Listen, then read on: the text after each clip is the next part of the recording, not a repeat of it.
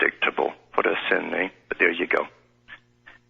It reminds me, too, of the month before September the 11th, the 9/11 deal in 2001, because in the newspapers, for the first time, it mentioned that the annual meeting, the world meeting of the censorship committees, each nation had a censorship committee. Now, I used to think that the censorship committee of your country were the ones who decided what was good for you to watch, supposedly, to keep the old system going. But I was wrong, because it turned out the spiel they had in the newspaper, it said that their job really was to push the envelope by testing how far they could push the public with the next step and the next step and the next step. And the day after they came back from this international meeting, a professor in Canada and a professor in the United States both put articles in different newspapers which were word for word exactly the same. And they said that they'd won the rights for sexual revolution, sexual rights, sexual preferences, and so on. And the next step was for bestiality, of all things. So I'm still waiting to see where the bestiality will get introduced in comedy shows until we all accept it. And they said it was okay as long as it didn't hurt the animal, because animals have rights, you see, under the Earth Charter from Maurice Strong. So it's quite amazing to see how we're managed by these people, and that everything that you think is there for a particular purpose generally is there for an opposing purpose, definitely an ulterior purpose. Now, to get off this topic here, I'm going to go on to this upcoming massive exercise that's taking place in Canada and the US on October the 15th to the 19th.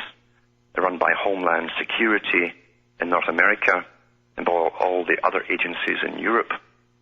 And some listener had emailed me details on Chandler in Arizona. It's sort of an attached city to Phoenix as far as I understand. And Chandler seems to, when you look into chandleras.gov, you'll see all their township info and their spiel on themselves.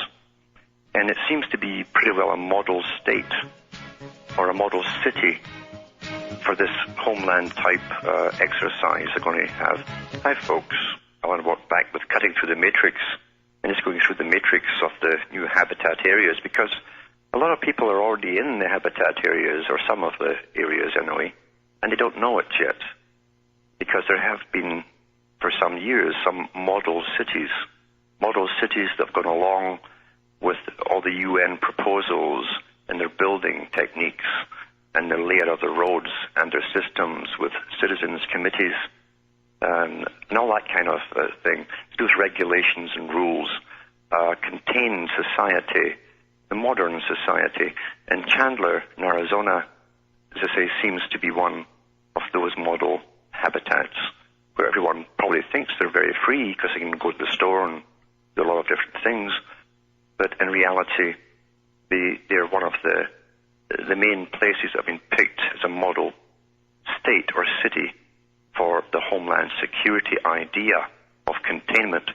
And coming up, if you look into the news section or the news articles from chandleras.gov, doing studies on the people to see how they accept all of this hullabaloo exercise of Homeland Security and all the related response teams that are involved with it. There'll be a lot of psychologists there, I'm sure, observing the condition of the people and just how they react. You probably notice now when you're stopped on the street, you've already been stopped for years with the right programs, the Mothers Against Drunk Driving, that was the method to get that brought in, getting us used to being stopped on the roads, when before they had to have a darn good reason to stop you. Now they don't. They do it as a matter of course, especially on long weekend holidays and times like that. And we've been trained step by step by step. So when the military end up on the highways, we'll probably react the same way. At least most people will. They won't even ask questions. That's how laid back people are.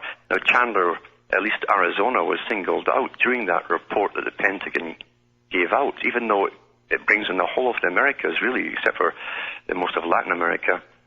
But For some reason, they mentioned Arizona, so I think it's going to get special treatment and be a test center for a lot of different things.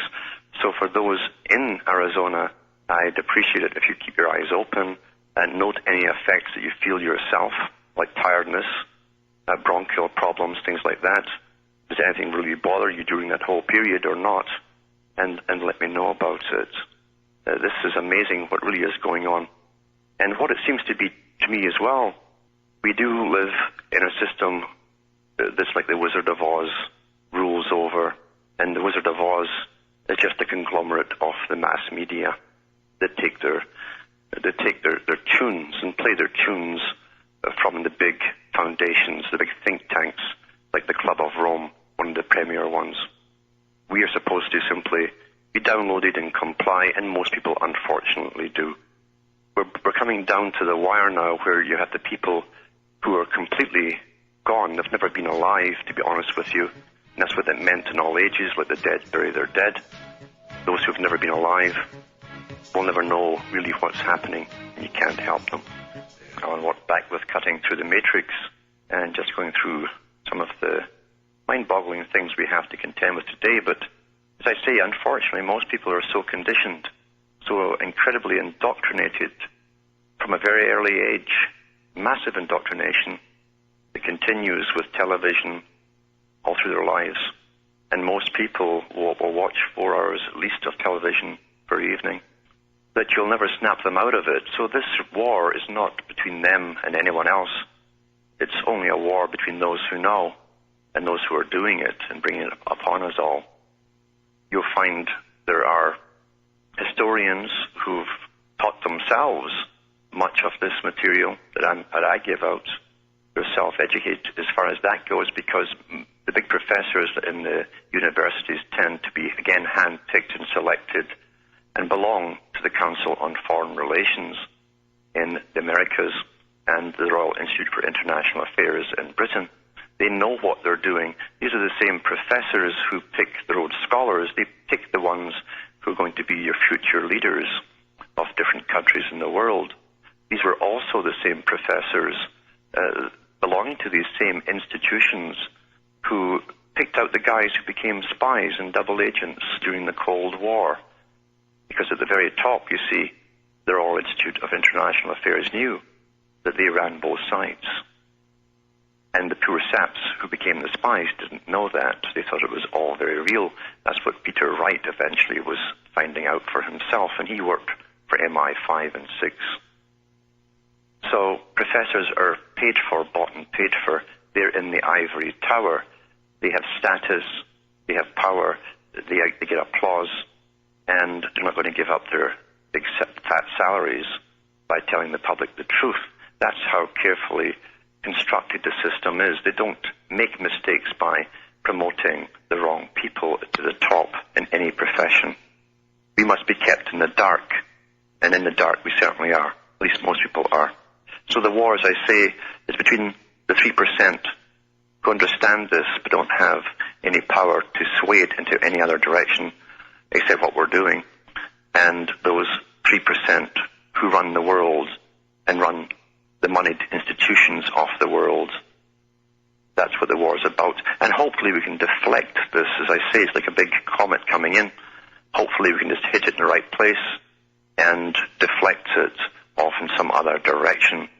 When you see how long it's taken to get this far, which really is thousands of years, because the average person, if they go into Revelations, which is a revealing, remember, you reveal a plan. You don't prophesy a plan. You reveal it.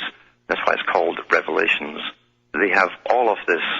They have all of this in Revelations, if you understand the esoteric meanings. Now we've got a caller from Germany. Are you there? Hello? Yes? Oh, hello, Alan. Thanks for taking my call. I just my name is Stefan Hartmann. I call from Germany. I just wanted to ask you about something about the importance of symbols, because you talk on different levels, and the one level is normal politics and the things that are going on, and another level is symbols that are encoded in movies and everything. And I just wanted to know, is it really important because you don't have to know about symbols to read something like Brave New World. What is the importance of symbols? That is my question. The importance of symbols is that the symbols themselves are archetypal images. And this is what Carl Jung, if you go into his books on symbology, Carl Jung gave more out to the public probably than any other person. And these archetypal symbols, what it means is that every child in every nation, if you give them a pen and pencil and paper, they'll sit and scribble pretty well the same types of symbols, of stars and circles and so on. And the occult system that runs this use the very same symbols with slight variations here and there. They modify them slightly. But your subconscious mind does recognize these symbols, and they comprise a language of its own. And this language, when you see symbols repeated or given in a certain sequence, act like a language, a spoken language to your subconscious, and they can actually influence your behavior or your thoughts, because Jung himself reduced it down to conscious mind, subconscious mind, and then the unconscious mind. Unconscious doesn't mean totally dead. Unconscious means it's the big sea where all thoughts come from. It's from the unconscious you get your nightmares, where you could do things you would never do in real life, things that would be unthinkable for you to do. But they're dragged up from this big sea, this primeval sea that's within us all. It's also where the creative ideas can often originate from. So your subconscious or the unconscious even can recognize these archetypal symbols, and those who understand these sciences, because they're very, very old sciences, can put them in sequences and repeat them, and your behavior can be altered or modified just by you casually viewing them on a regular basis. If I can recognize these signs, then I'm able to deflect that? Yes, when you are conscious of what they are, you can deflect them. It takes a bit of practice, but you can actually do it. And it's much easier when you go into the symbols themselves and you understand every level of what each one means, because they can comprise a whole range of meanings, which alters again according to the sequence they're put together in. And when you understand all of the degrees of the symbols, then you have a shield up against their influence upon you, because your conscious mind thinks and recognizes them for what they are. Yeah. Okay, thank you very much. Thanks for calling. Now we've got Robert in Canada. Are you there, Robert? Hello? Hi, Alan. How are you tonight? Not so bad. That's good. Robert in Halifax. A couple of weeks ago there, Alan, my girlfriend and I, we hosted a 9/11 truth party, and we had Dr. Bill Deagle for a guest speaker. Anyways, after the get-together, we put up some posters in her apartment building, just telling people in the building that we had hosted it and about the website and stuff. And a couple of days ago, we were looking at the posters, and someone had taken, it looked like a nail or something sharp, and they drove it into the wall where the word truth was. There's 9/11 truth, and they're putting holes in the word truth. Mm-hmm. It just seems like that the word truth seems to scare people these days. Yeah, truth. You understand, too, this is a high occultic term, truth. That's why they wrote it into the New Testament as well. And you have Pontius Pilate. Pontius is bridge, remember, and a pilot is one who navigates, the navigator, a Masonic term. And so you find that Pontius Pilate, when asked by Jesus what it meant, what truth was, he says, what is truth? In the occult Kabbalah, even today, that was heavily borrowed from ancient Kabbalah, regardless of what some will tell you. Even E. Wallace Budge, the deciphered Egyptian hieroglyphs, said that Kabbalah was far older, and he'd found that out by studying Egyptology. You'll find that truth doesn't exist as such in the Kabbalah. Neither does good or evil. There's only effects and guidance for those effects. And truth is something. See, truth tends towards morality or human behavior as being moral, and I'm talking about innate morality, not conditioned morality. In culture that we live in today, you'll find it doesn't matter what culture you live in, these are all modernly created cultures, and they could reverse them, all the values tomorrow, and those would then become the norm.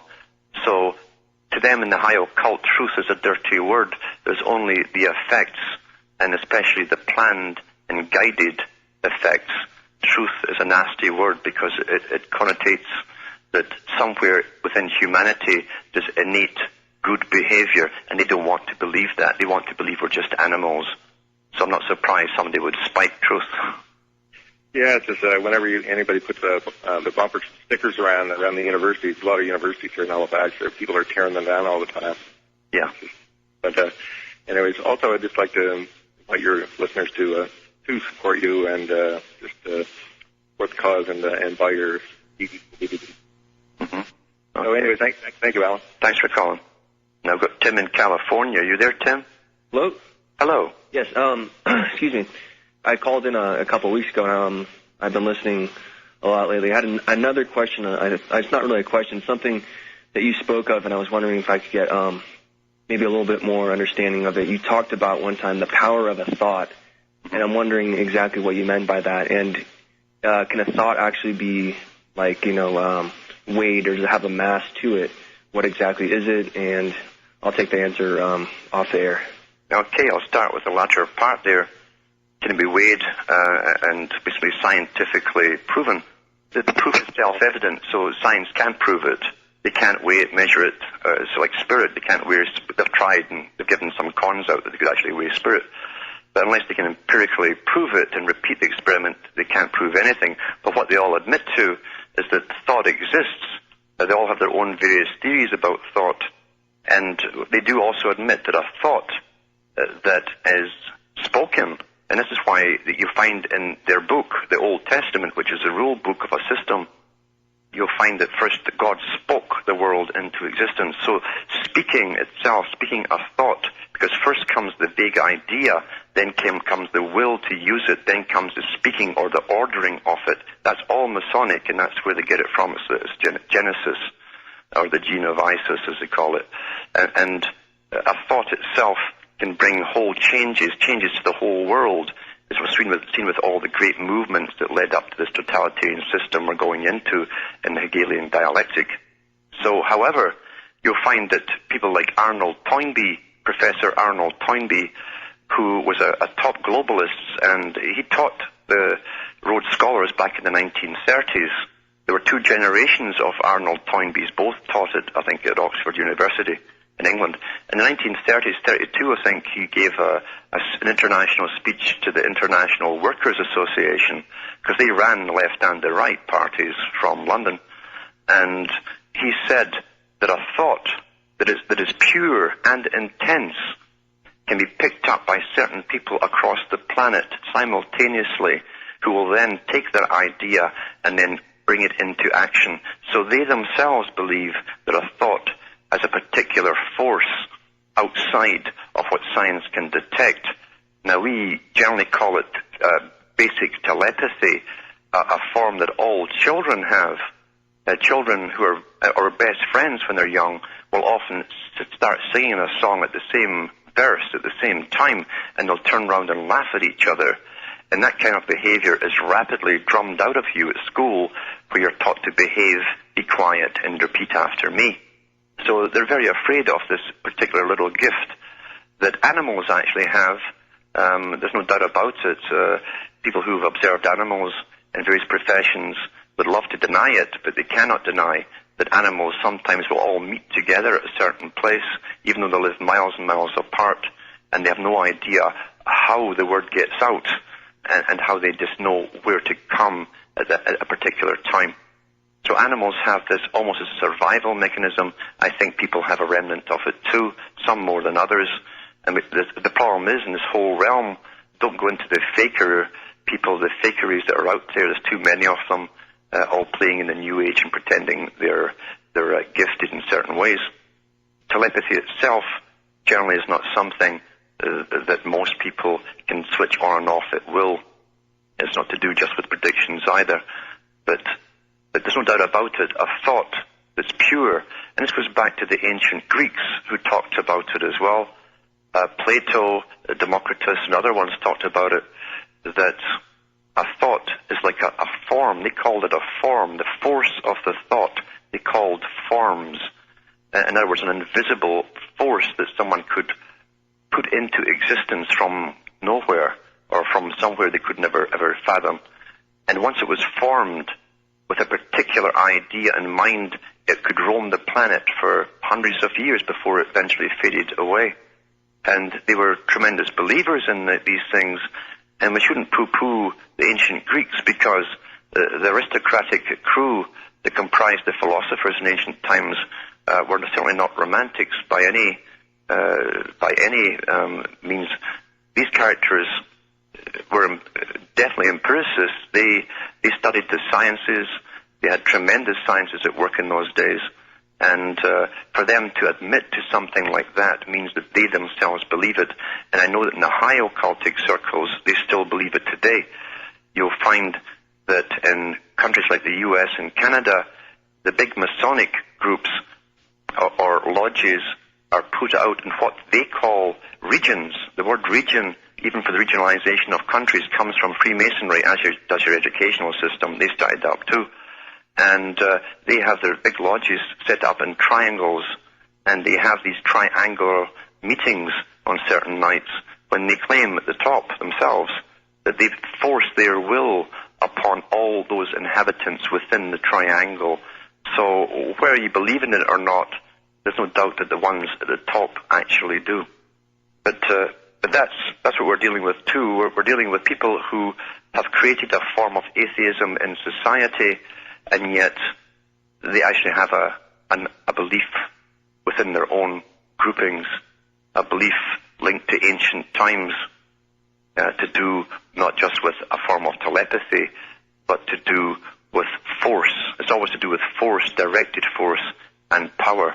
And the three unworthy craftsmen, of course, really refer to yourself. Within yourself, you can have the good craftsman or the unworthy craftsman. You can either be Hermes Trismegistus, or it can be the three craftsmen that destroys the master builder, which is yourself again. And the first thing, of course, is thought. You have to have the thought or the plan, and you have to have action, and you have the proper emotion or intent. If any of them are wrong, the building project will end up in disaster. That's what it all really means.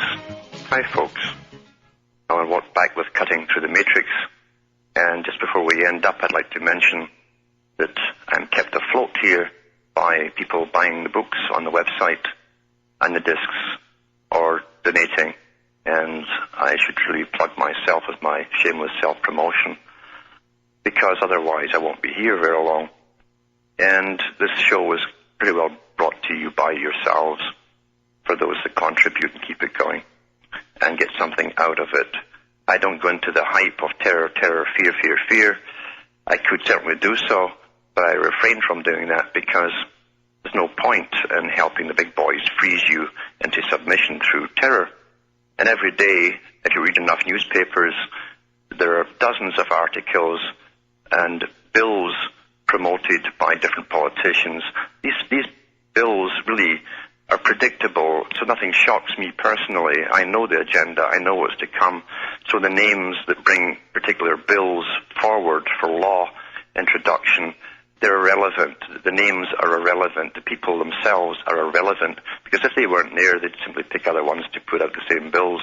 These guys don't run themselves. They're told what to do, and they're just little psychopaths at the bottom. And they want to get a name for themselves, of course. And we are run by psychopaths, unfortunately.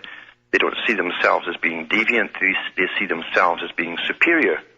And they think this system is like the law of the jungle.